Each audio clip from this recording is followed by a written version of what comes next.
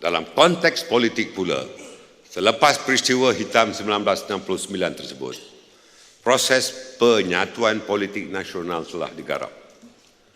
Penubuhan Barisan Nasional adalah inisiatif yang menggabungkan perikatan di Semenanjung yang terdiri daripada UMNO, rakan-rakan setia kita MCA, kita berikan penghargaan pada MCA,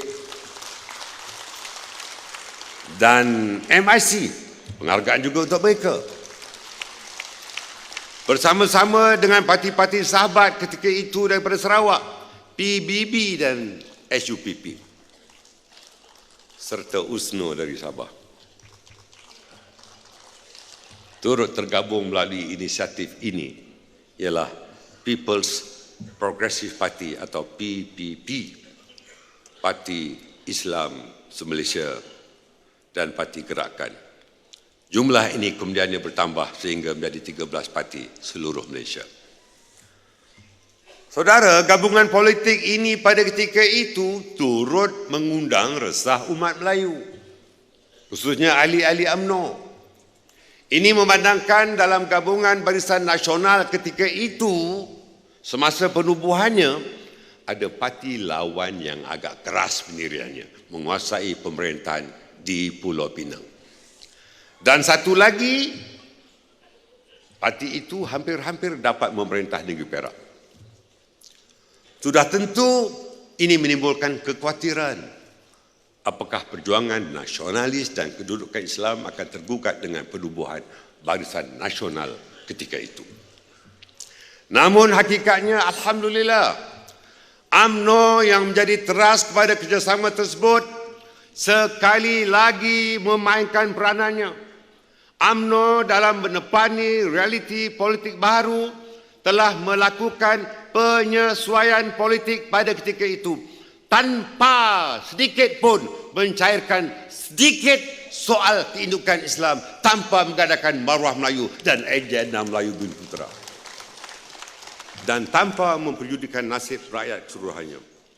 Barisan Nasional malah terus mengorak langkah membawa Malaysia muncul sebagai sebuah negara yang penuh dengan rekod kecemerlangan dan kejayaan hingga ke hari ini.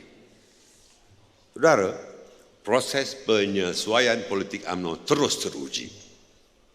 Selepas peletakan jawatan Perdana Menteri ke-7 yang membawa kepada terbubarnya kabinet, UMNO tetap mengambil posisi untuk bersama-sama mengambil langkah-langkah politik demi keutamaan negara dan rakyat.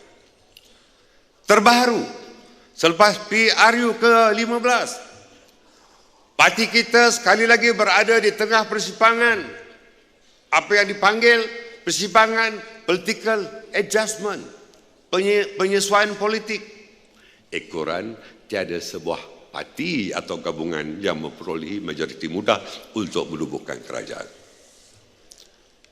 Berdasarkan rentetan peristiwa yang telah saya gariskan, bermula di awal kemerdekaan, menangani insiden 1969, kerjasama politik BN pada tahun 1974, ketidaktentuan politik ekoran tindakan PM ke-7 pada tahun 2020 dan keputusan PRU ke-15 tahun 2022. Kita ahli-ahli UMNO seharusnya berdiri megah kerana parti keramat ini sentiasa meletakkan keutamaan demi negara. UMNO sentiasa membuka pintu untuk kerjasama dan sentiasa meletakkan rakyat sebagai agenda utama kita. Semajang iku-liku penyesuaian politik yang telah dilalui oleh UMNO, asas serta keindukan negara bangsa terus terpelihara dan terbela. Ini jugalah prasyarat yang diletakkan oleh UMNO dalam menjalin mana-mana kerjasama politik, termasuk berkongsi kuasa dengan semangat saling mempercayai antara satu sama lain.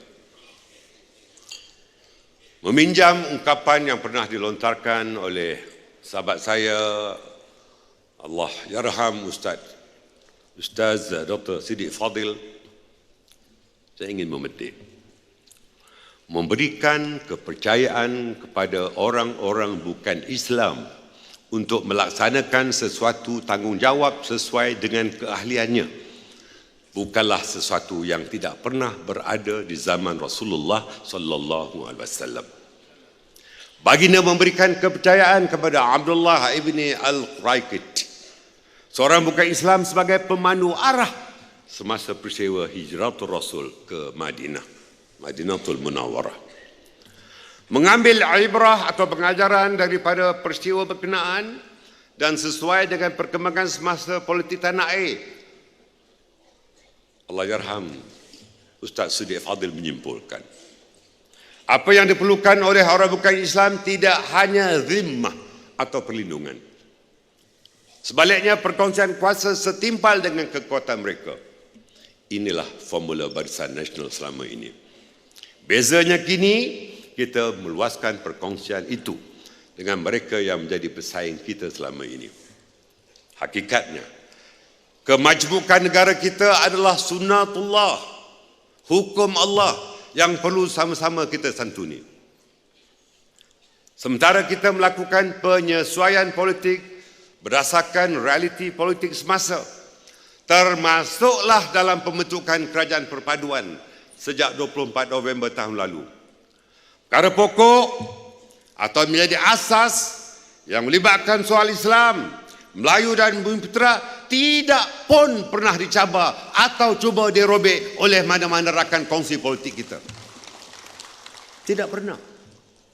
Harapan saya, harapan kita semua, kesalingan yang terbentuk ini akan memadamkan kecurigaan sesama kita. Jangan lagi ada kenyataan-kenyataan dari mana-mana rakan politik kita yang boleh menggores hati antara kita.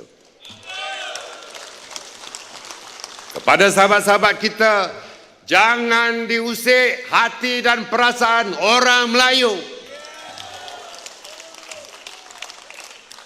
Bukan hanya mereka, kita juga elakkan tutur dan tindakan yang boleh mengundang resah sahabat dan rakan-rakan kita.